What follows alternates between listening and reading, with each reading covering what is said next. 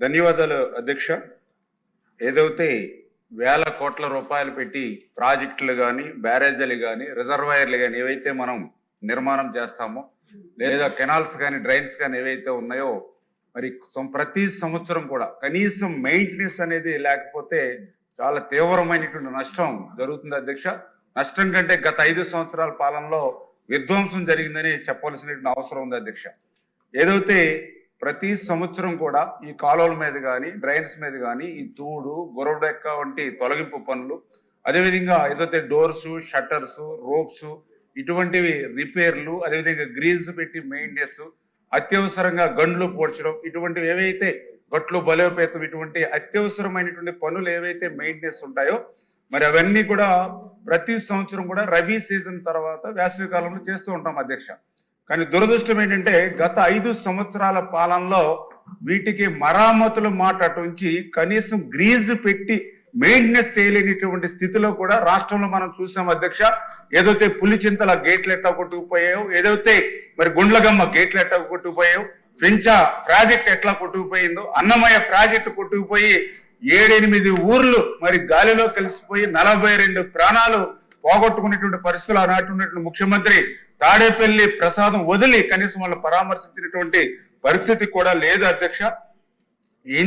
ఈ విధ్వంసం జరగడానికి కారణం ఏంటంటే ఏదైతే ప్రత్యేకించి, ఎందుకంటే మేము కూడా ఒక రైతు బిడ్డగా మన గోదావరి జిల్లా నుంచి వచ్చిన వ్యక్తిగా నేను కూడా చూడడం జరిగింది.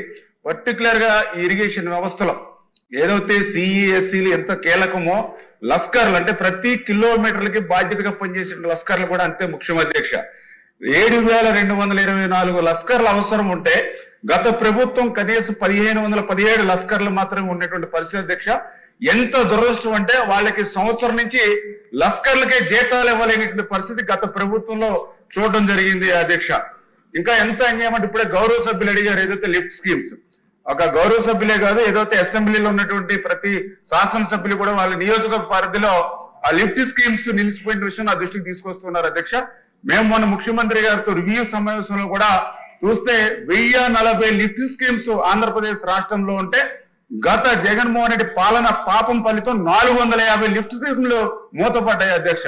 అది ఇటువంటి పరిస్థితి అధ్యక్ష. అదేవిధంగా ఏదైతే మెయింటెనెన్స్ ఏదైతే ఉందో, ఏదైతే ప్లానింగ్ కమిషన్ చాలా క్లియర్ గా చెప్పింది సార్, ఆంధ్రప్రదేశ్ రాష్ట్రంలో ఉన్నటువంటి ఆయకట్టు ప్రకారం ప్రతి సంవత్సరం కూడా ఈ రాష్ట్రంలో మెయింటెనెన్స్ కోసం 983 కోట్ల రూపాయలు కేటాయించాలంటే గత వైఎస్ఆర్సీపీ ప్రభుత్వం ఎంత కేటాయించింది అని అంటే సంవత్సరానికి 983 కోట్లు పెట్టాలని రికమెండ్ చేస్తే వీళ్ళు 5 సంవత్సరాలకి 125 కోట్ల అధ్యక్ష వాళ్ళు కేటాయించింది.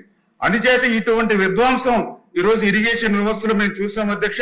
దానికి ఎగ్జాంపుల్ కూడా ఇంకా క్లియర్ గా ఏదైతే 2014, 2019 అంటే గత తెలుగుదేశం ప్రభుత్వ హయాంలో ఏదైతే క్యాపిటల్ హెడ్ కడ మెయింటెనెన్స్ మేము 5,091 కోట్లు మేము కేటాయించాం అధ్యక్ష.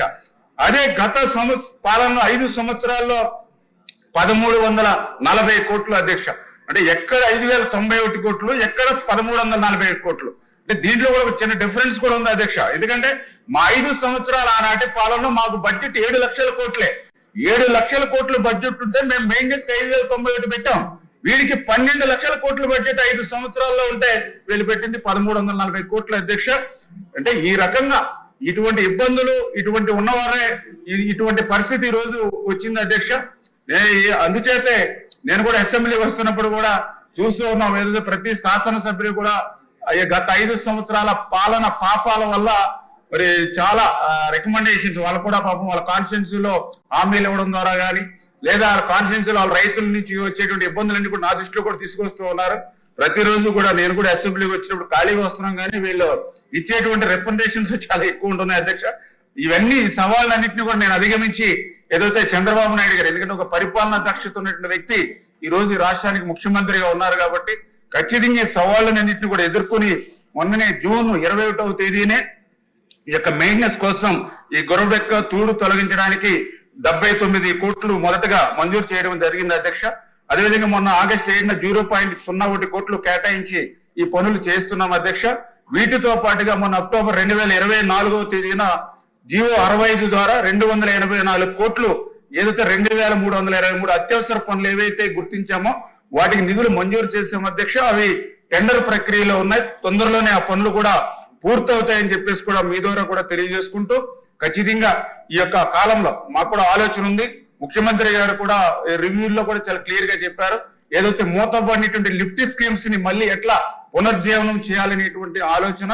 అదేవిధంగా ఏదైతే 5 సంవత్సరాల్లో కనీసం ఒక తట్ట మట్టి కూడా సిల్ట్ తీయనటువంటి పరిస్థితుల్లో కాలువలు, డ్రైన్స్, రిజర్వాయర్స్ ఏవైతే ఉన్నాయో వాటి తీసేటువంటి ప్రక్రియ.